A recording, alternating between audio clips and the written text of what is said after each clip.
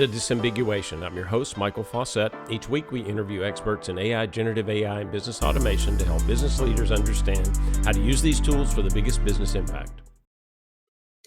In our show today, we look at methods for grounding generative AI. I'm joined by Schellack, Director of Data and AI Product Marketing, and Rohit Kapoor, VP of Product for Search and AI Platforms, both from Salesforce. Welcome, guys. Just to get us started, why don't you do just a quick intro? Tell us a little bit about yourself, your background, and kind of what you do at Salesforce. Yeah, sure. Hey, Michael, thanks for having us and looking forward to this conversation. So, as you said, I'm VP of Product at Salesforce AI. Been at Salesforce for about 6 years. I'm mostly responsible for our search services and AI experiences across our entire platform. And over the last year and a half, we've been working through delivering these services in this new world of generative AI. Prior to this, I was at Bing. So give or take, I've been working in the AI space for 12 years. Super proud to be wearing that Bing badge and seeing all the cool stuff that those folks at Bing are doing with OpenAI as well. Yeah, that's great. Ryan? I've also been at Salesforce for about 6 years now. Rohit and I have very similar timelines, though in my role as Director of AI Data Product Marketing, I've focused on a few other things, more like the messaging and the positioning and go-to-market strategy for our generative AI offerings here at Salesforce. I've spent 5 years of my 6 years on the developer experience at Salesforce DX as it's called. And a lot of my time has also been spent now on what we call Einstein Copilot Studio, which is the future of configurability, still kind of thinking of how people build and extend Salesforce, but now applying that to generative AI. So excited to talk with you, Michael. Yeah, great. No, I really am glad you guys could join. I did an episode at Dreamforce and got to talk to some Salesforce executives about different parts of what you're doing with AI.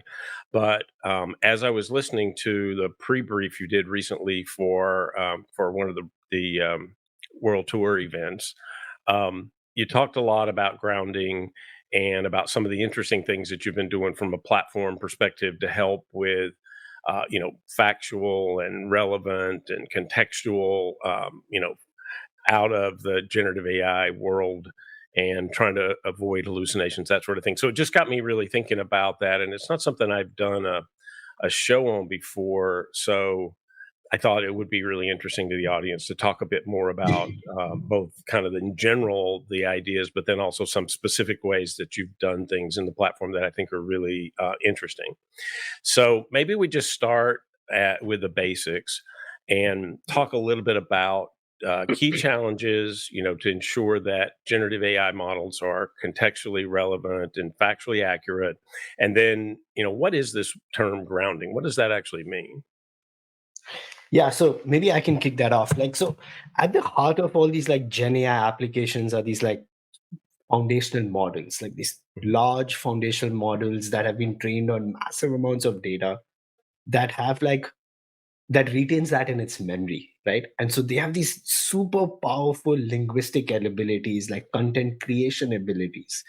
That's at the heart of all of this. But then what ends up happening is that there are a few problems that happen when you actually try to build business applications on top of these foundational models, right? And the very first thing that we hear about is this word that is now in our lingo everywhere is hallucinations, right? They produce factually incorrect responses. So how do you solve for that problem? Then the other problem that ends up happening is that they're trained on data that they can access. This is wide, usually public corpus information. They don't have access to your private enterprise data. It doesn't have access to the voice of your brand. It doesn't have access to your records, your information. So it's not aware about all this information to when it gives this responses. The third problem is knowledge cutoff. They're all trained at a certain date. GPT-4 is trained until April 2023. It just is trained until then. And after that, it's not aware of anything else that happens. And the fourth is while they have such a big memory, so it can generate responses, it can't give you insights on how it generated the responses, which point of the memory it's referring to generate the responses. So your users can't actually develop empathy or trust with the AI. Like, Mhm. hey, where did this response actually originate from? Like, what's the original source? All of these like four problems that I just mentioned with foundational models are addressed by RAG, like which is called Retrieval-Augmented Generation. Is this another phrase for like grounding, like the act of grounding these LLMs? So very quickly, like how that works is like the very first thing, the hallucination problem. So what grounding does is the act of like retrieving relevant content from any system using like database operators or programmatic operators, and then including that relevant content in your instructions to these foundational models. So it kind of creates that bounding box. Like, hey, LLM, just generate the response based on this relevant information that I'm sending you that I have retrieved. So given that bounding box, there's a lesser chance of hallucination. So it's using its vast memory to like generate language, but it's using just that bounding box to give a very focused response that's relevant to the task at hand. And then the other aspect is like with like your access to private data and knowledge cutoff, all of this is solved. You're just at real time fetching your latest and freshest data and including that in your prompts to send as instructions to the LLM. And finally, since you know what you're including in the prompt, now you can show citations. So in your final business application, you can actually show, hey, this prompt was generated from these sources. So you can actually show citations to like for your customers to like build trust with that. So those are like some of the four problems that customers face with generative models that are solved with RAG. Mm. You know? And I would assume too that part of the issue when you're not dealing with public like you ChatGPT, it's a totally different kind of experience than I want to use this in my business, and Yeah, I have business information that may or may not be sensitive that I don't want the model to train on, but I need it, right? So this absolutely. helps you get that context that you couldn't get Yeah. otherwise. That Yeah. that makes a And lot of I sense. guess like there are a couple of ways to address that. There's this notion in the industry, like you can fine tune models. Like you can take a foundational model, a base model, and you can fine tune that based on your private data or for a specific task. But the act of fine tuning is complex. It's not cheap and you Mm, require certain skill sets. Tools need to be built around it. But even if you fine tune models, it's a moment in time. It's not going to represent your data that is changing minute by minute, hour by hour. So in all these cases, you need like grounding. So like, hey, let me to solve for this problem, like access to private data, let me first fetch my private data from data cloud, like Salesforce data cloud right. as an example, and then just ground my generative models on that response. Mm. I mean, like to talk about this in like the public model frame, because I know of a Mhm. lot of people probably seeing this. I know that in some of the GPT engines that you deal with, you can upload a PDF and give it some additional information, or it's connected to the live internet connection, so can look things up versus where it has a cutoff, right? So that it sounds like that's similar. I mean, obviously, there's a lot more involved in this when you're talking about business uses, but Yeah, absolutely. I think like when we talk about grounding in the form of like there are multiple ways, mm, there are multiple types of content that in the enterprise that people want to ground on. It could be textual content living in like your knowledge articles, content management systems, or files like PDFs. Or it mm, actually could be multimodal. It could be like voice recordings of your previous meetings mm, with customers. It could be like audio files. Or it could be like in the commerce world, it could be like images, like image content. So all mm, these forms of content are the different types of content you want to like ground on, which is what we are enabling on the Salesforce platform. mm, And then separately, there's this notion, I think it's a misnomer in the industry, at least like the way I like to say it. It's like grounding is being tied to search. Like, Mhm. hey, for me to retrieve this content, I need to like search for this content. But the act of grounding is I just need to retrieve it. You can retrieve it in by using like your traditional SQL query to just like fetch the mm, relevant content, like selection based, where you know the rules. You mm, could use search to fetch the relevant content, or you could actually even get it like programmatically. Like you could access it through like just like APIs or something. So there are like these different modalities of like fetching different mechanisms to fetch this different types of sources. And this entire pipe sounds super complex, but this is where we come in.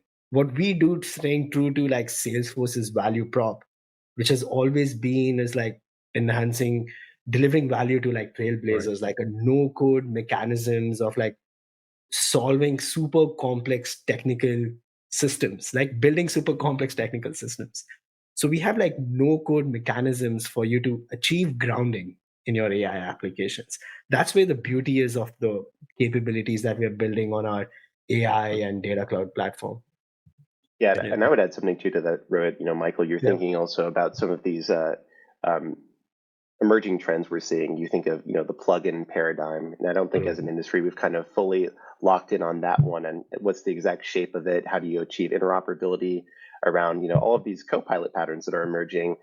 Search is a component of that, but to the point Rohit's been making, all of this kind of comes back to RAG. Actually, it's still a retrieval-augmented generation, enriching that prompt with relevant context based on the user's request or their input or the context that they're in. And so when we think about it at Salesforce, we're approaching every facet of this pattern as it emerges, RAG and even the Copilot pattern. But it's really important for us that it be managed. And we think that that's something that our customers deeply appreciate. And we think it's also just a fun challenge. It's fun because you're kind of finding like what is the absolute, tightest pipeline you can achieve that still gets to all of the business objectives you're trying to accomplish as an organization. And it allows us to have some incredible conversations with our customers who are, experimenting. They're using, libraries like LangChain. They're building this and they're achieving great things, doing document Q&A, but then they're looking to Salesforce as they think, how do I scale this? And I think a lot of vendors like Salesforce, that's what we're thinking is like, what is the best way to scale this, especially as this entire space evolves? And we all kind of accept that RAG is not just, an optional feature. It's becoming kind of a mandate in how you do generative AI when you need it to be relevant and factual, and pretty much all of it needs to be. So it's a very exciting space. Yeah, I mean, I think it is exciting, and I know, in the ability to provide more confidence and trust. That's obviously a big part of this too, and a part of use and adoption. So that makes sense. So there's some technology involved in this that we didn't really talk about, and so I'd like to maybe go in the direction of talking about vector databases first and how that can enhance the capabilities in an AI application, particularly handling large scale complex data. And then can we maybe have some examples of where or why the vector database has been used in the Salesforce platform, and what the benefit is? Rand, do you want to start with the examples? And then let me start with the examples. And I think it's actually, I like where your head's going there too. Michael, one of the things that's exciting around vector databases is that, there's an entire sort of cottage industry that's popping up where people are recognizing this isn't going to be something that is, optional. It's something that in some way, shape, or form is required. And some folks start small. They start with, NumPy arrays, or they're, looking at PG vector or a Redis search. And this is exciting because then you start to get a taste of, wow, this is something that can really increase and improve the quality and usability of the work that I'm doing. But you can't just do it in a vacuum. A lot of this actually emerges from use cases. And at Salesforce, we kind of start with that customer use case and then work backwards towards what is that stack that we need here. So I'll pass it right up to the stack. But talking about some of the use cases, one of the most important for our customers is search that is grounded or replies to a customer through generative AI that are grounded in knowledge articles, really your knowledge base. So think about, think of a car manufacturer dealing with customers who are calling in or texting in, chatting in around, I'm having an issue with these parts that I have for this vehicle that you've rolled out. What you want to provide is a response that's grounded in product manuals. It has information around warranties and the breadth of warranties available to a customer. You have to combine a lot of different pieces together. It's something that RAG is uniquely suited for because pretty much all customer service conversations get to some point where in the past, you'd be left with kind of like, we'd call it like a wall of blue links. Hey, check all this information out. And you're thinking, great, homework. That's what I need now. I need more homework.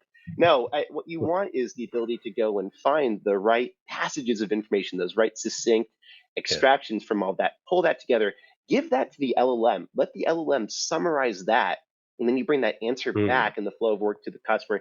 That's one of the most potent use cases for retrieval-augmented generation. It's kind of that grounded retrieval against Sure. your knowledge base. Especially, you think about the structure of that knowledge base. It's probably a lot of unstructured PDF style data or data in rich Right. text format.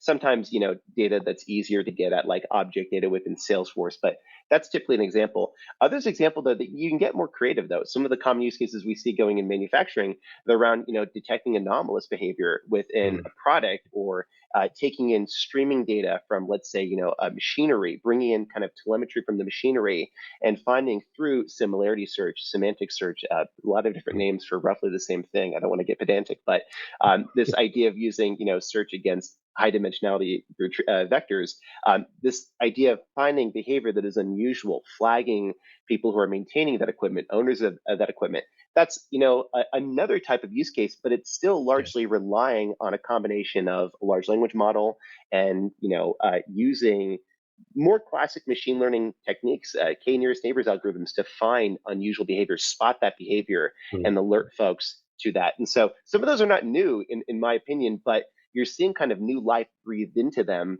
because they're paired with other use cases that are very much centric to generative AI. But Rohit, I'll pass to you to talk more about this kind of vector database, like what this thing is too that's supporting this. Yeah.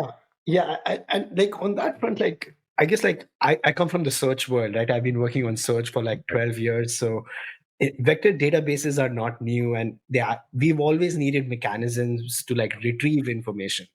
And is the world is taking notice on its applicability now in the generative AI. So just like taking a step back, like what has traditionally happened in like search systems, when people type like a query in the search box, we usually find content by matching the words in the query, by matching with the words in the content.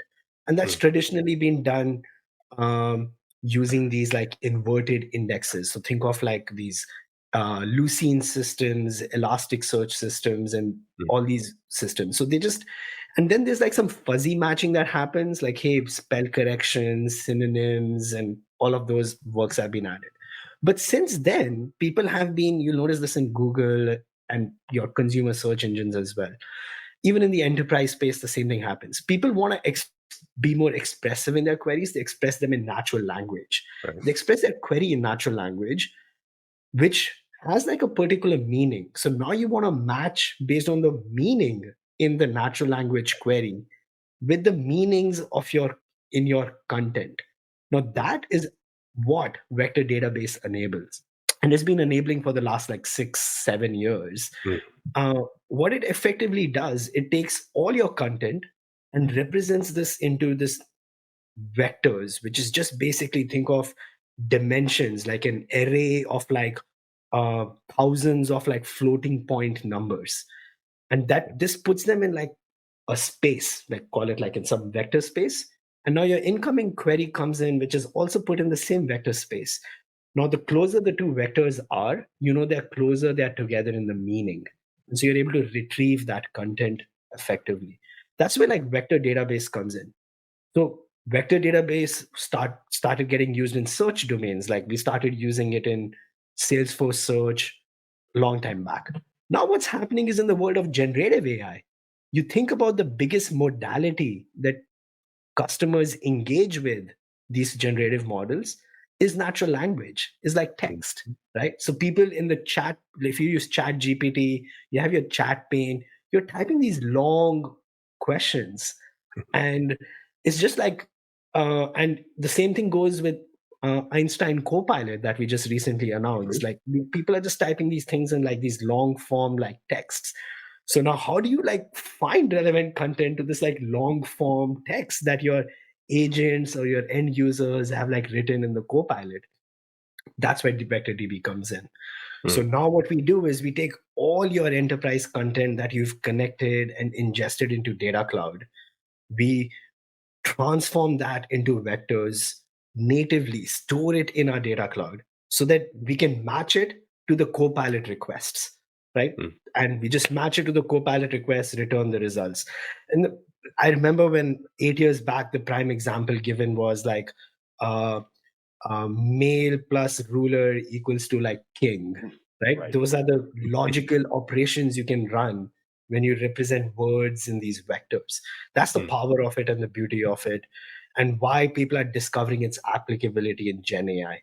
One quick note though, like at least where the industry is headed, there's this notion that vector DBs is all you need to achieve RAG, but we don't believe that. Like we fundamentally don't believe that. What is truly needed is this notion called hybrid search. We can expand into that if needed, which is that combines the classical retrieval mechanisms of like keywords matching and as well as vector matching. So it combines both of them to return the highest quality, the highest accuracy results for the user's query. So a prime example where this comes in is the user could ask a question that contains a very specific product name, like a model number. Now, that model number can't be translated into vectors quite well. So that's why you need keyword matching and a hybrid search system, which we're delivering as well to achieve this. But yeah, that's vector DB, and we're delivering it natively in our data cloud. I mean that. So the example, Ryan, you used, I think, is an easy one to picture, and that is the customer service agent and using the use of the Copilot, Einstein Copilot, or some virtual assistant, because you're talking about, especially in a complex product situation, you're talking about a job that's difficult, and it's real time or near real time, and it involves a large amount of information that needs to be parsed quickly so you can find an answer because time matters, right? So in that situation, what you just described, then I have all of my knowledge base in whatever forms I have that, and I can ask my assistant to find that information quickly for the customer, and they can help me get that list of potential problems and solutions down very quickly to what you want. Is that accurate? I mean, does that make sense? It absolutely does. And recently, Rohit and I both have some customer conversations around this. I've been speaking with some large insurers lately, and this is something that they struggle with a lot, is that they have brought on many new agents. You think about COVID, it's not that far in the rear view. They onboarded a lot of agents, client service agents, during the pandemic. They never kind of had that in-person onboarding experience. They didn't pick up kind of those rules of the road, if you will. And so something that's powerful to them around Einstein Copilot and the combination of, think of the Copilot pattern, this idea of a generative AI assistant plus Retrieval-Augmented Generation plus vector search or semantic search. The idea here is now you've effectively paired, and to Rohit's point, you need to kind of look towards the full lifespan of where this goes and think about things like hybrid search for the best results. But what you've done is you've paired your client service agent with theoretically the best agent, the most knowledgeable agent within the organization, and that's their Copilot. And it augments that agent, it improves their productivity, it makes them better. And something powerful for these folks that I speak with who are, looking after these teams, it builds their confidence. It allows them to have more time spent, having kind of, Michael, if I were working with you, having like the empathetic one-to-one around your wants, your needs, what you're expecting from our firm, and less, me pretending to talk to you while I'm like searching through the information. I think this is the right thing, pinging it to you, and and really running into that frustration of, I'm not talking to a bot, but it's not much better. And so that's the unlock here for those customer service scenarios, but it applies to many others. Sales representatives benefit from that too, because they can effectively, to Rohit's point, you can bring in entire call transcripts of prior interactions, take all of that information, take advantage of all the work that's been done in NLP over the past 10 years, all of the quick transcripts you can get, and say, hey, going to the conversation, asking your AI assistant, what do I need to talk about with Michael? What are the top 3 things? And going past, 6 months of transcripts, finding that information, extracting it, and then telling you where it came from. It's like that old meme of citations needed. We're very much in that space right now, but RAG satisfies that. So the use cases here are abundant. But what's great about them is they really get to the heart of making employees and better and making customers happier, which we're obviously all about. Yeah, I mean that on both ends of that, it makes a lot of sense. And I think too, like as a sales scenario, you think about the sales person's role in a complex sale. It really is about building out an information model of prospect, so you understand them, you understand their needs, and you understand if your solution can do the things they need to solve those problems.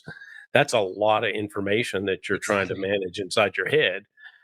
or maybe inside your head and in some sort of note-taking system and, recordings and all those things. But that's still not a thing you can easily get back to and build out that whole sort of picture of what the prospect needs. So having an assistant that could really, really make that a much more effective and productive conversation, because you can get back to all that history and summarize and pull that together. Yeah, and I think there's another use case which I can tell you, a prime use case that's like live, which is not just agent facing, employee facing, but like customers facing. On our own help.salesforce.com, we've delivered these RAG capabilities. So you could try this today. Log in on help.salesforce.com, ask a question, and you'll get a response, like a response that's grounded on all Salesforce's own proprietary data in Data Cloud, right? Like all our knowledge, all our information, uh, all up there. And what it helps there is, like we hear from customers, is that they just don't want to help make agents productive. They also just want to like deflect these cases as quickly as possible, right at the top where these issues are coming up. So we are using this, Salesforce is using these technologies in its own system on our own like support portals. We are able to very effectively give a pointed answer to a customer's question that's like based on all our entire knowledge that's living in different systems, all consolidated. And that's like a huge success story we have. Yeah, that's. I mean, Salesforce has always been known for using their own tools internally. So that's. I mean, that doesn't surprise me, but it is a good way to demonstrate the power of what you're talking about. Inside of this, you mentioned semantic search a couple of times. So maybe we could go there for a minute, because I just want to make sure everybody sort of understands what that is and how it relates to AI, and then how you're using it in the platform with these other components. Yeah, so I guess the act of the semantic search is like retrieving information based on like meaning. So if somebody asks a question is like, uh, uh, how do I troubleshoot a broken glass or a shattered iPhone glass? And the word shattered may not exist in your like knowledge articles. It may be represented with the word like broken. So what semantic search does is that it matches based on like meaning to like fetch the right passages and the right relevant chunks. And that's what semantic search does. And what we've done in the platform is like on Data Cloud, we've made it super easy for you, first, to bring in and any knowledge or any like unstructured content you may have, whether that's living in like your hyperscalers or it's living in your like knowledge management systems. You can bring all of this like knowledge into Data Cloud, harmonize that, and then on top of that, you can enable semantic search, just like with a simple point and click, enable semantic search. And then all of that content gets used in your AI applications, like in your generative AI application. So what we actually announced in New York World Tour is like the whole automated pipeline on how this works on Data Cloud, like super simple. We take the pain away from the customers to like realize grounding quite effectively. But at the crux of semantic search is uh, using matching based on meaning, based on the vector representations of all your content, or all your content. Yeah, and one thing to add to that too, Rohit, if you don't mind, Michael, it's something around, again, kind of the approach to this being managed. Sometimes semantic search is called vector search. There are nuances to the terms, but the reason they say vector search is, going back to what Rohit was explaining it later or earlier with the vector database, you're using this embedding model, which is this very specific type of large language model designed to translate an input or request into that high dimensionality vector representation. It goes into high dimensionality space when it goes into the vector database, but by converting the user input into that sort of long form numeric representation, it opens it up to classic machine learning, and that's why we call it vector search. You can kind of use these specific algorithms to then compare the input request or the utterance that you've captured against that vector story that you have that has in the exact kind of dimension of arrays, dimensionality, all of that information that represents, your knowledge article. And there's a whole, rabbit hole of, or rat hole potentially around how do you chunk this? How do you create these indices? it's exciting. It's complicated though for our customers. Many of them get so far as, hey, they've messed around with LangChain and add a model from OpenAI, and they've created, a document Q&A.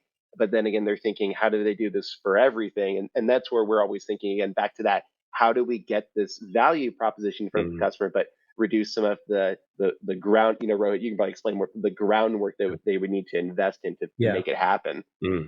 This is why I love working with Ryan and bouncing ideas off him. So it's like, so far we're just talking about like semantic search in the context of like AI, but in reality, the data cloud's vector DB that we are shipping and the search, semantic search or vector search services we are shipping on top are not just limited for grounding your AI. Since this is so tightly integrated into our platform, like you can do process automations with it. So you want to use your unstructured content in your lightning flows. Like people are familiar with our flow engine, which is our process automation mechanism. You can like fetch the relevant unstructured content in the context of your flows.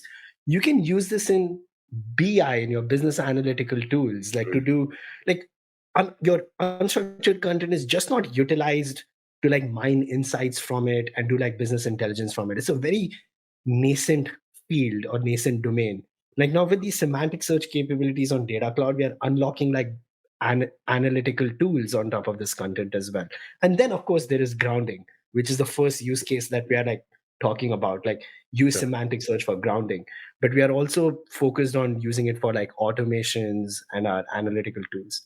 Well, the other thing that hits me too about this, and I've seen this kind of play out in other ways that I've seen generative AI used, is that it really comes back to making the interaction with the system more natural and conversational versus I have to get somebody to write a SQL query, or I have to frame this search in a really specific way, or even prompt engineering. And we talk about this a lot, right? The more you move that back away from the user so that they're just interacting with the system in a natural way, the easier it is for them, and the more effective and more productive they can feel because of that.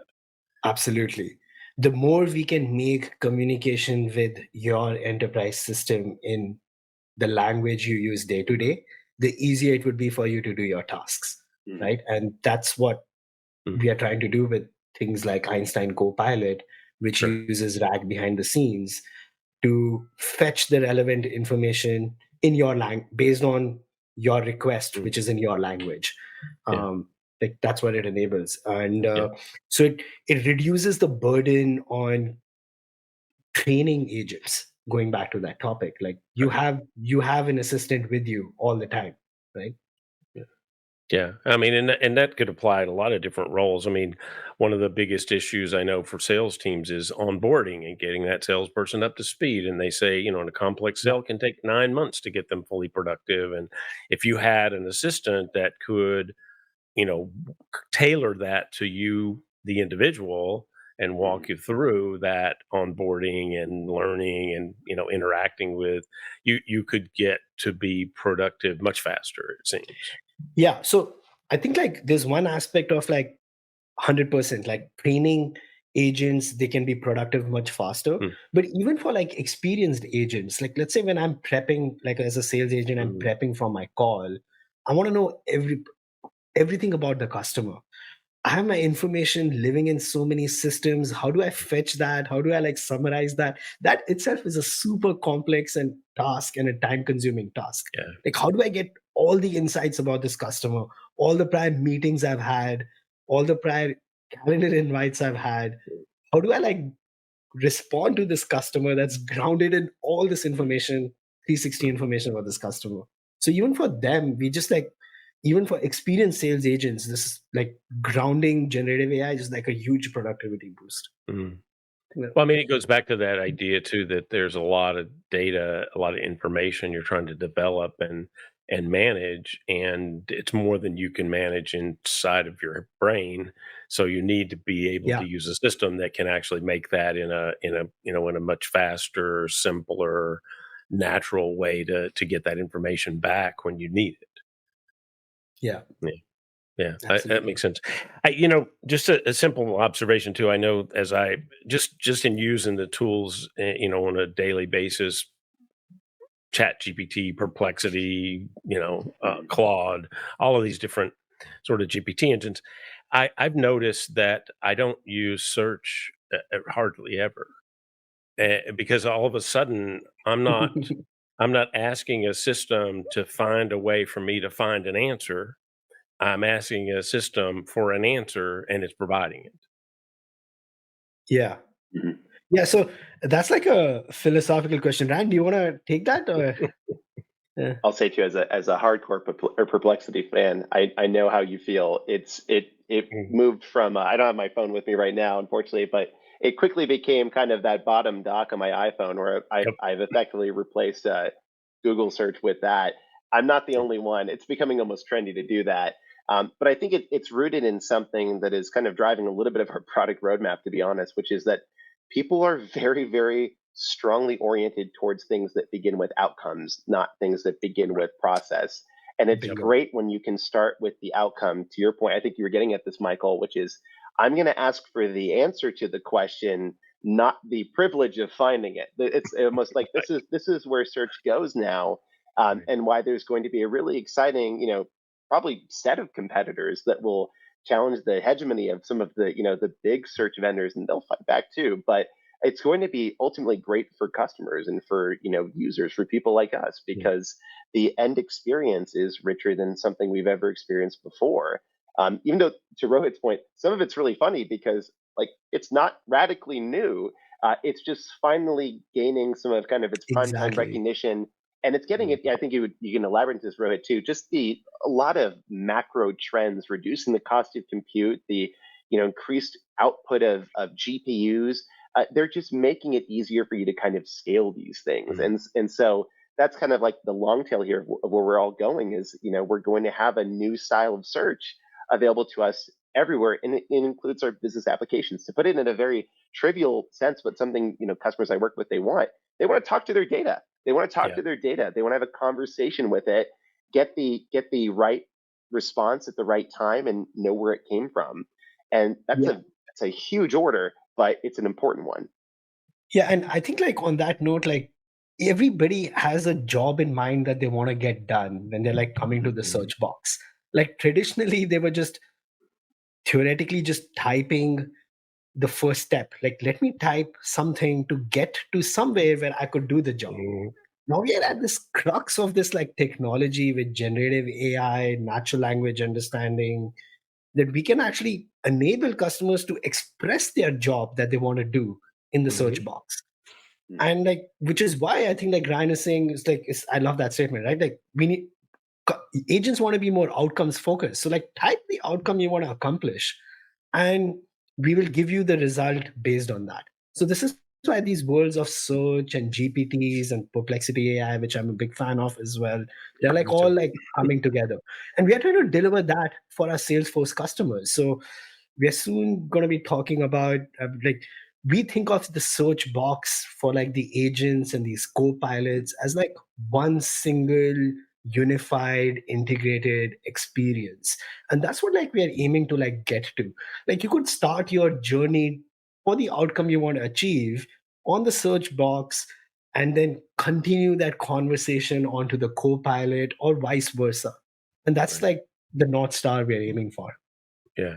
Yeah. I mean, it really is a shift in the way traditional AI is used as well, right? Because you had things behind the scenes, you had algorithms, you had predictive algorithms, prescription, all these things in the back end, but you weren't interacting with them as a user. But if you put generative AI in front of it, now I can naturally Yeah. interact with all of these other capabilities that I don't even need to know they're there. I just need to know that as a salesperson, I can ask which of these five leads has the highest probability of closing this Mhm. quarter and get an answer. And I don't need to know how it got there. I just need to know that I trust it. And that Yeah. then that's where I'm going to focus and expend my efforts. The prompt you asked is like the holy grail. Like we all want to like make that happen. It's like super complex to achieve because we've done this traditionally with like our predictive AI technologies, which is called like opportunity scoring is this functionality we've had in a while. But our sales agents always says like, I don't trust these scores. Like, what do these scores mean? Right? That same problem will happen even when they express that in natural language. So either you display the score next to the opportunity, or you do it in Copilot and says like, hey, what are the top opportunities I need to like be working on? The same problem will happen. But generative AI makes it easier to communicate why you should trust these answers, and it also improves the accuracy of those answers as well. There's work to be done, but we are super excited of realizing those scenarios. Well, I mean, this is a really interesting conversation, and I could certainly keep going for quite a while. But we are at the end of the time. Actually, we probably are a little over the end of the time that I would normally shoot for. But again, great conversation. But before I let you guys go, one thing that I always like to ask guests to help the audience is for a recommendation of somebody, a thought leader, an author, somebody that's influenced your career or influenced the way you think about AI that you could share that you think that would be of a benefit to the audience. Yeah, I can start there too. And I know this is a very popular one, but Andre Karpathy, who formerly at Tesla, now at OpenAI, I think he was OpenAI, Tesla, now back at OpenAI. Yeah. He's a fun Twitter follow, and the reason why is, or X follow, whatever it's called now. But it's great to follow because he's also thinking very creatively around what does the kind of future application stack look like when you have generative AI threaded throughout so many different experiences, like all these things we're talking about over here. Effectively, does the LLM become the operating system? Like these are fun, especially as someone who's involved in the markets themselves, the categories as they evolve. These are fun things to ponder. So I'd recommend following him if you're not following him already. I bet many of your listeners are, but good to pile on. Yeah, no, good recommendation. He's great. Yeah, he's great. I think like on my end, I'll give somebody personal. Like my mentor from my like old job at like Microsoft was Rangan Majumdar. I think like he taught me how to work on the most cutting edge technologies like AI and take the latest like research coming in and adapt it into like product. So we used to do that super effectively. And that has taught me on how to like think beyond current capabilities and apply research from other domains into our tech. And he was super proud about calling his team like startup school, and I completely agree with that. And as far as like I'm a product manager, like pure product skills don't change whether you're building an AI product or a non-AI product. And Marty Kagan, like I read his blogs like religiously, super practical advice on what do you think about building products, how the product field is evolving. Highly recommend in your pastime just reading his blogs. It's really good. Great recommendations. Thanks so much. And Ryan and Rohit, really excellent conversation, really interesting. And I really, really appreciate you guys taking the time to talk to me today. Awesome. Thank you for having us. Thank you. And that's the show for this week. Thank you all for joining. Remember to hit that subscribe button. And for more on AI and other software research reports and posts, check out the arionresearch.com/blog and /research reports. And don't forget to join us next week. I'm Michael Fawcett, and this is the Disambiguation Podcast.